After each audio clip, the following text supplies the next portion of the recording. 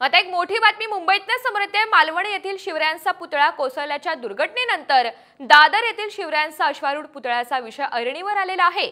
शिवरायांचा हा पुतळा अद्यापही डागडुजीच्या प्रतीक्षेत आहे।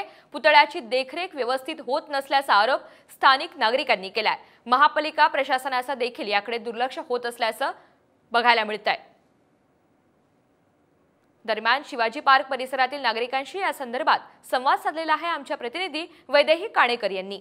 कोकणातील मालवणमध्ये झालेल्या छत्रपती शिवाजी महाराज यांच्या पुतळ्याच्या अपघातानंतर पुन्हा एकदा पुतळ्यांसंदर्भातला प्रश्न ऐरणीवर आहे।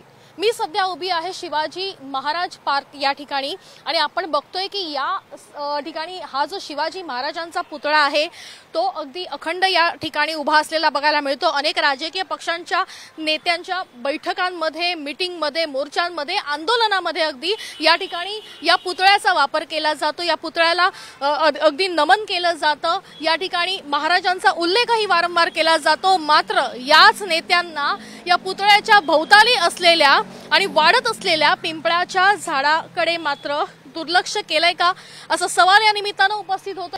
सो बेसिकली आम्ही जसं म्हटलेलं की एवढं आम्ही दर पार्कामध्ये आम्ही दर दिवशी राऊंड मारतो ते आम्ही नेहमी बघतो। पावसामध्ये इकडे नेहमी झाडं उगवतात आणि इकडे मेंटेनन्स होत नाही, साफसफाई होत नाही। फक्त शिवराज दिन किंवा शिवजयंतीला येऊन इकडे लीडर्स सगळे पॉलिटिकल पार्टीचे लीडर्स इव्हेंट करतात, बट त्यानंतर तोरण इकडे तसंच 3-3 महिने सडत असतं, कोणी करत नाही। पावसामध्ये मेंटेनन्स होत नाही। आम्ही खूपदा याच्यावर फॉलोअप घेतलेलं, मी स्वतः फॉलोअप घेतलेला आहे याच्याबद्दल, बट अजून काही लक्ष कोणाचं दिलेलं नाही। फक्त ब्लेम गेम चालू आहे। मेंटेनन्सकडे लक्ष नाहीये। त्या लोकांना महाराजांच्यासाठी काहीही पडलेलं नाहीये। फक्त महाराजांच्या नावाचा त्यांना उपयोग करायचा असतो।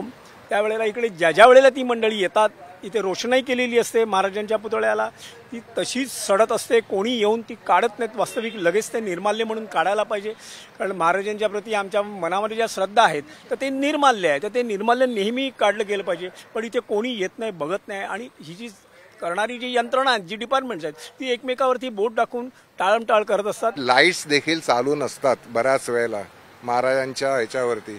आता तुम्ही बघू शकाल संध्याकाळी पण येऊन किती प्रमाणात त्याच्यावरती लाईट्स आहेत, फोकस लाईट नाही आहेत। ते नीट चालू असावे सतत, आणि जर ते बंद पडले तर कोणी त्याची जबाबदारी घेऊन ते त्वरित चालू करावे। आणि तिसरी महत्त्वाची गोष्ट म्हणजे सगळ्याच पुतळ्यांचं स्ट्रक्चरल ऑडिट देखील व्हायला पाहिजे। कॅमेरा पर्सन नितीन सह वैदेही काणेकर, साम टीव्ही न्यूज, मुंबई।